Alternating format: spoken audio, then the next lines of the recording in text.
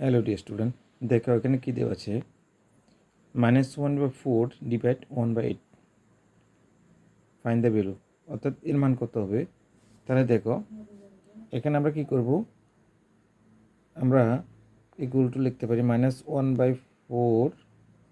আচ্ছা, এখানে যেহেতু এটা ডিভাইড আছে তাহলে এটাকে আমরা ভগ্নাংশকে ডিভাইড করতে পারি না ভগ্নাংশে, তাই আমরা ইন্টু করবো। ইন্টু করলে এটা কি ফ্র্যাকশনটা অনন্যক হয়ে যাবে, পিছনের ফ্র্যাকশনটা, অর্থাৎ পিছনের ভগ্নাংশটা অনন্যক হয়ে যাবে। তাহলে এখানে 8/1 হবে। ঠিক আছে, এখানে এখন এবার 4 দিয়ে কাটলে 1 আর 4 দিয়ে কাটলে 2। তাহলে দেখো উপরে কি আছে, দেখো -1 ইন্টু 2 আর নিচে 1 ইন্টু 1। তাহলে -1 ইন্টু 2 মানে কত, -2, আর নিচে 1 লিখতে হবে না।